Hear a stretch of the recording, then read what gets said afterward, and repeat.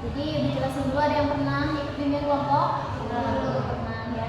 Bimbingan kelompok itu adalah bimbingan yang dilakukan kepada peserta didik secara berkelompok. Sebagai apa? Tujuannya sebagai salah satunya berbagi pengalaman dan juga komunikasi untuk menambah ilmu dan juga komunikasi gitu ya.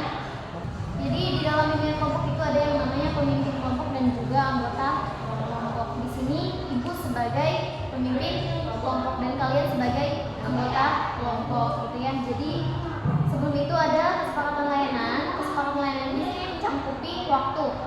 Waktu di sini kalau ibu kasih waktu 30 menit bisa? Saya? Bisa nggak? Kurang ibu. Bisa nggak? Dikurangi berapa? 15. 25 20 ya, 20 menit ya. Kurang 20 menit. Kasih ibu waktu 20 menit untuk menjelaskan materi ini sebentar gitu ya. Nah selanjutnya di dalam bimbingan kelompok ada yang namanya asas bimbingan kelompok. Yang pertama ada asas kerahasiaan. Jadi apapun yang kalian sampaikan di sini yang bersifat rahasia, mohon jangan disampaikan ke teman yang lain, sekalipun itu teman dekat kalian ya. Kalau memang sifatnya rahasia. Yang kedua ada asas kesukarelaan gitu ya. Kesukarelaan itu seperti apa? Kalian datang ke sini, misalkan walaupun tadi awalnya mungkin ibu suruh ya, tapi sekarang ibu tanya lagi, kalian rela nggak? Ikhlas nggak?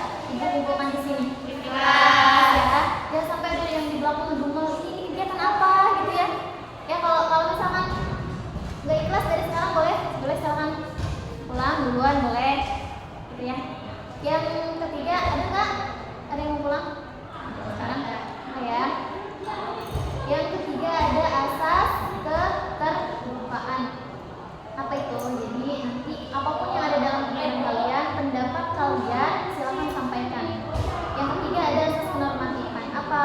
Yaitu aturan-aturan dalam bimbingan kelompok harus diikuti. Salah satunya adalah mengikuti kegiatan ini dari awal sampai akhir yang memiliki waktu 20 menit tadi ya kesempatan kalian. Oke, jadi siap ya. Jadi di sini adalah materinya terkait dengan pengembangan empati, gitu ya. Yang kalian ketahui empati itu apa? Empati, simpati, satu ya simpati. Empati, terus apa lagi? Yang kalian ketahui empati itu apa? Empati, tahu nggak empati? Atau ya, empati itu adalah kemampuan untuk mengetahui perasaan orang lain, gitu ya. Jadi memahami perasaan orang lain. Di sini mungkin ada beberapa teman kalian yang di kelas ya, terutama memiliki rasa empati atau juga bahkan tidak ada sama sekali. Empati itu mengerti perasaan orang lain. Misalkan contoh, ada teman kalian yang memang dia sendiri terus di kelas, ada ya? Ada, mungkin ada. Begitupun juga di kelas lain, mungkin ada teman-teman kalian yang memang pembawaannya seperti itu, introvert gitu ya bahasanya. Nah, ketika orang yang memiliki rasa empati itu pasti ketika melihat temannya beda dari biasanya akan bertanya. Itu orang yang memiliki empati ya. Misalnya ditanya, kamu kenapa? Sakit enggak? Enggak biasanya diam misalkan gitu. Dan orang yang memiliki rasa empati pasti akan bertanya. Pertanyaannya, sudahkah kalian memiliki rasa empati?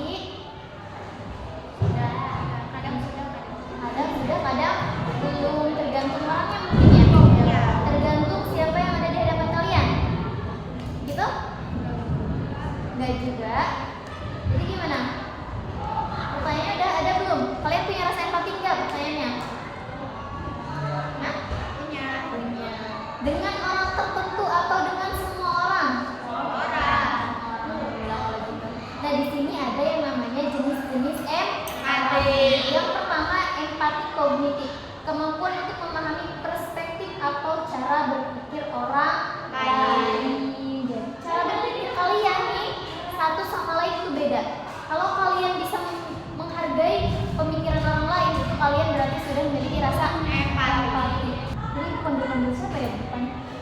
sini, gitu ya. Nah, karena dia memiliki rasa empati, makanya dia balik lagi ke sini, ya. Keren teman, ya. Walaupun mungkin ya apa dia rasanya udah pengen pulang ya, ya. Tapi dia hebat, dia mau balik lagi ke sini karena dia punya rasa empati. Ya, terutama empati sama ibu ya, karena udah ibu minta tadi ya. Ada amanat kan, ada tanggung jawab. Nah, enggak juga, yang lainnya temennya udah pada pulang, kalian juga di sini. Berarti kalian secara tidak langsung menunjukkan empati kalian. Sudah hebat, sudah berbeda dari yang lain. Yang lain sudah pulang, kalian mau tetap di sini. Ya, kalaupun mungkin semoga saja apa yang ibu sampaikan ini bermanfaat untuk kalian pribadi dan untuk orang lain. Yang kedua, ada yang namanya empati emosional, kemampuan untuk merasakan emosi orang lain. Jadi kalau ada orang emosi gitu ya, kalian juga ikut-ikutan. Misalkan lihat orang lain sedih, kalian ikutan sedih. Ingat, emosi itu bukan hanya marah. Apa saja emosi? Sedih, bahagia, ya itu termasuk emosi. Kalau kalian melihat orang lain sedih, kalian ikut sedih, berarti kalian memiliki empati emosional. Yang ketiga, emosi perhatian. Nah, emosi perhatian ini biasanya hanya kepada orang-orang Allah misalnya Muhammad.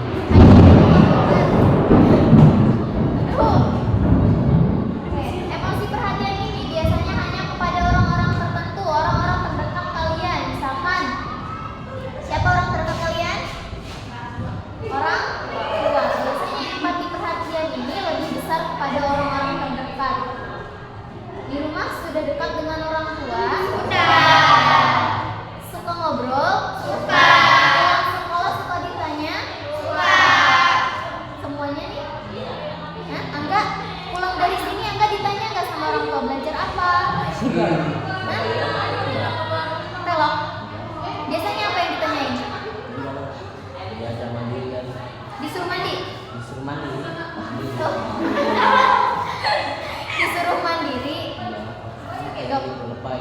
Oh ngapain? Kalian perempuan? Ditanya apa biasanya? Di sana makan dulu, belajar apa gitu. Ketika kalian pulang ke rumah, mungkin tidak semua orang ya, tidak setiap orang tua mempertanyakan itu, tapi gitu ya, biasanya orang tua itu mempunyai rasa khawatir gitu. Makanya ketika datang ke sekolah ditanya, udah makan belum, belajar apa?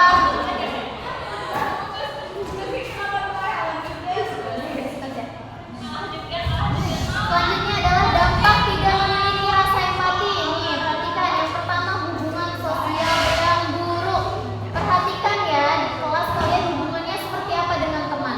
Kalau hubungan kalian semakin buruk dengan teman, artinya empati kalian berkurang.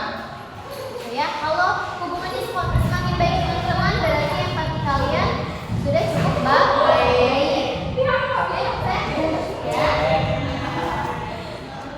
Yang ketiga, nah, itu yang berarti katanya. Ya, berarti tidak memiliki rasa kepekaan terhadap yang lain, gitu ya. Yang kedua, kurangnya dukungan sosial. Seseorang yang kurang empati mungkin sulit mendapatkan dukungan dari orang lain. Orang tua boleh, orang tua boleh, tapi terutama orang lain kalian ya. Dampak atas perbuatan kalian akan berdampak juga ke diri sendiri. Perhatikan ya, mau di kelas, mau di luar kelas, mau di rumah, mau di sekolah atau dimanapun kalian berada, ketika kalian memperlakukan seseorang dengan baik, balasannya akan baik. Ketika kalian memperlakukan seseorang secara buruk, balasannya pun sama, gitu ya. Jadi kalau kalian tidak ingin diperlakukan buruk orang lain, usahakan kalian juga berbuat baik dengan orang lain. Ya, siap ya. Yang keempat, ciri-ciri orang yang tidak memiliki empati, kurang kepekaan emosional. Contohnya yang tadi ya. Yang kedua, tidak tertarik dengan perspektif orang lain, gak mau dengerin omongan orang lain. Apa biasanya itu orang-orang yang seperti itu? Egois, hanya memikirkan diri sendiri. Orang lain gak pernah dipikirkan juga.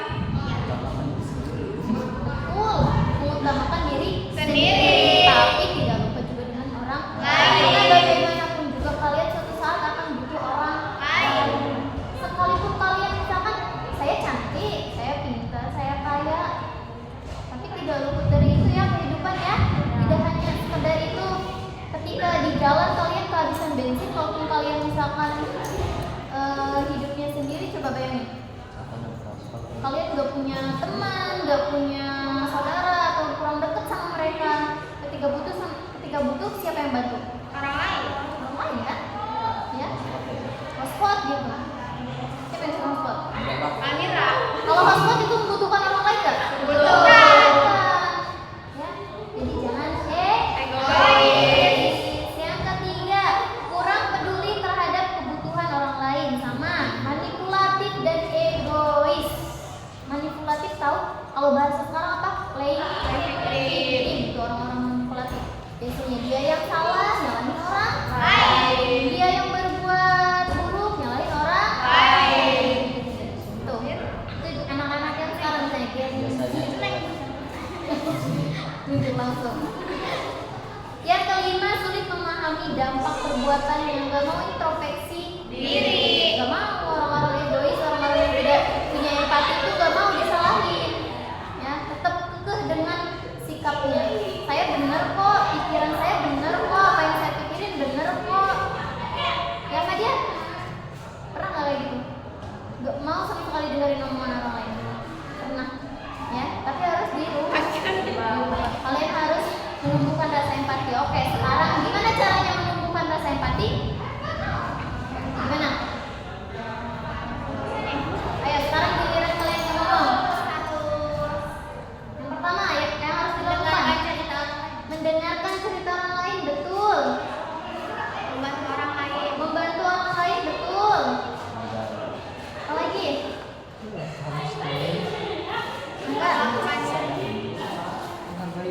Menghargai orang lain, betul. Aman. Satu depannya. Udah tadi ya? Kamu? Udah. Ya lah kan? Nggak tahu. Cara menumbuhkan rasa empati gimana sih? Biar kalian memiliki rasa empati gimana?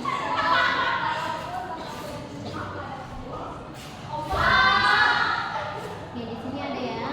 Menurut para ahli, otomatis kalau sudah menurut para ahli berarti sudah ada ujinya, gitu ya, sudah terpercaya. Yang pertama, seorang psikolog humanistik menyampaikan bahwa untuk menumbuhkan rasa empati itu adalah salah satunya mendengarkan secara aktif, mendengarkan orang lain. Jadi kayak mendengarkan pun harus perlu latihan.